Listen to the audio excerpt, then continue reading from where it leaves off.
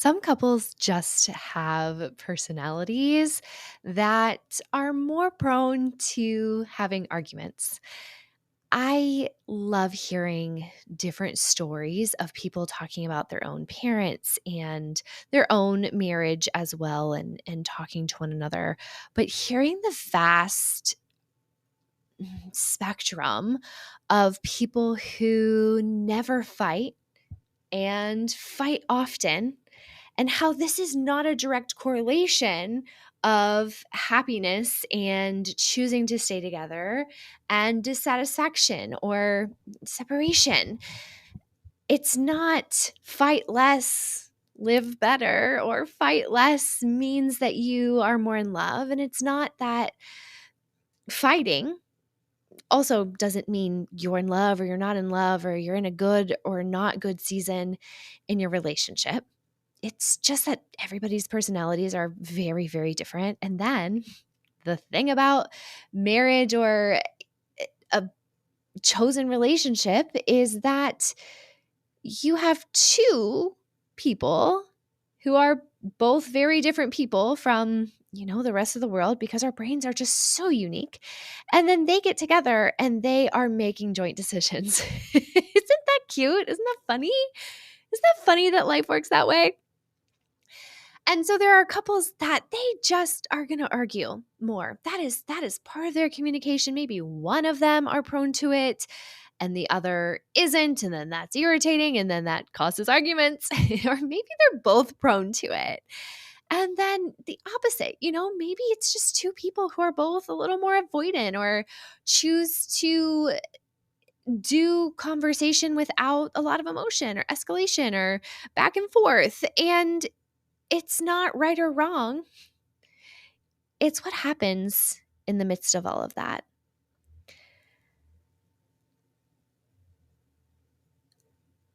The difference I see in couples isn't whether they argue or not. It's whether they repair or not. And this is the key time. It's the time after a breach of trust or confidence. It's the time after hurtful words have been said. And I'm not saying that we should go for having hurtful words in our arguments ever, but shit happens. Things happen. It's what happens after that misunderstanding that leaves you feeling lonely and resentful. It's what happens after that one tender topic you thought you agreed to put to bed forever resurfaces. The repair, because arguments happen and hurts happen. Would we be two humans in a relationship with each other if hurt didn't ever happen? I don't think so. I can't see a possibility for that. But the healthier relationships I see, the things I've learned over the years, is that it is those minutes and hours and days after a painful experience that really shape how that is stored in your body. For those of you who are parents of young kids, perhaps you've had the opportunity to see the Inside Out movies. I personally love the Inside Out movies. One of my favorite animations. I think they are just so well done. I cried in both of them, obviously.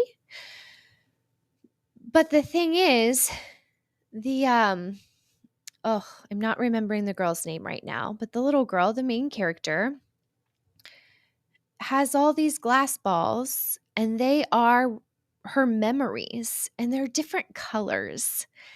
And those colors, correct me if I'm recalling the movie wrong, but I'm pretty sure those colors represent the different emotions and then they are put into her body.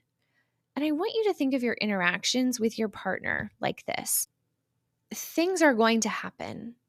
Disagreements are going to happen. Miscommunications are going to happen. Bad days are going to happen. Hormones are going to happen. Unexpected bills are going to happen.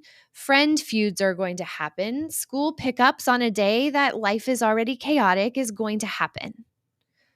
How is that going to be stored and put away in your body?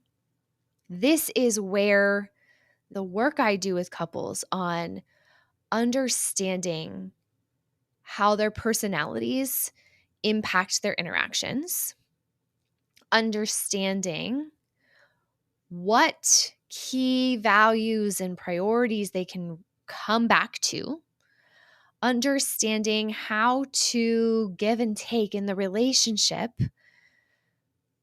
when to, or how to rather, connect even when it feels hard, and how to make a big impact with that connection because you understand your partner and what fills their bucket and what your capacity is and how you work on that together. This is where getting into the actual dynamics of your conversation and identifying the unhelpful patterns and finding a new way to do that. This is where that kind of thing matters. Yes, doing that work may prevent you from getting, escalating a conversation into an argument that doesn't feel good. But this work is about, how do I store this away? How does this impact my view of my partner? How does this sit inside of me as a feeling? Is it going to go to the collection of red balls that represent just the anger and the resentment and the disdain? And this is what happens when you don't solve an argument, or you don't find a resolution and you don't repair together. It becomes this nasty feeling of disconnect, disdain, sometimes even for your partner. When there is repair, even in that same situation, it gets to be stored away differently. It might actually be stored away as a happy memory because you worked through something hard and you got to know your partner in a new way, or you got to know yourself in a new way, and it brought you closer. This could be excitement because maybe something comes up that puts to rest a misunderstanding you've had for 5 years about your partner or about something else in your life. Maybe it is connection because you both felt vulnerable to be emotionally open and really talk through something, even when it was hard. How does that store away in your body? Is it sadness? Is it loneliness? The arguments themselves, the disagreements, the tense conversations aren't usually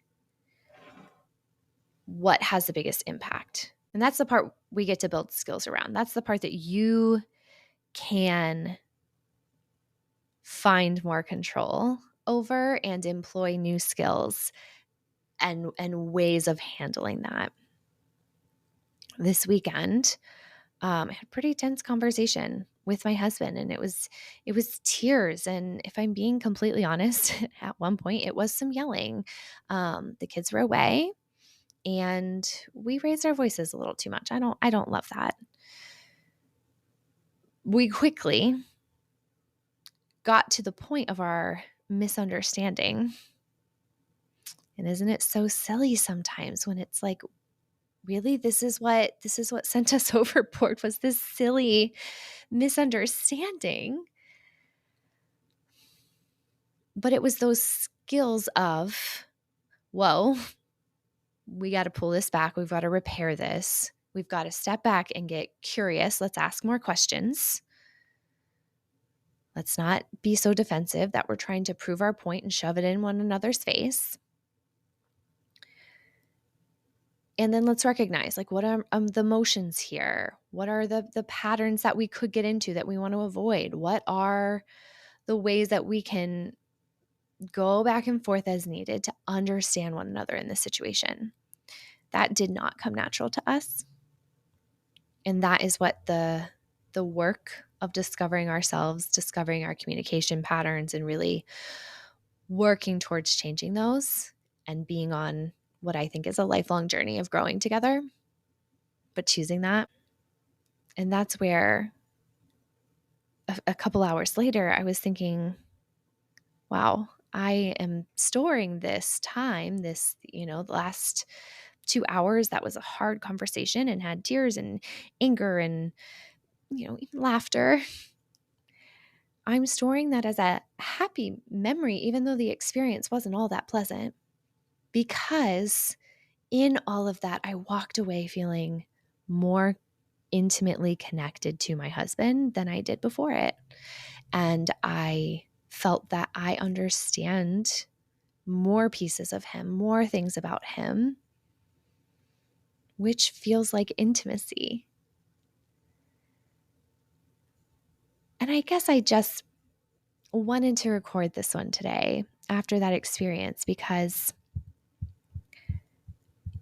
no one wants to be the people that are arguing all the time. Definitely not in front of kids. Definitely not to a degree that is unsafe and harmful.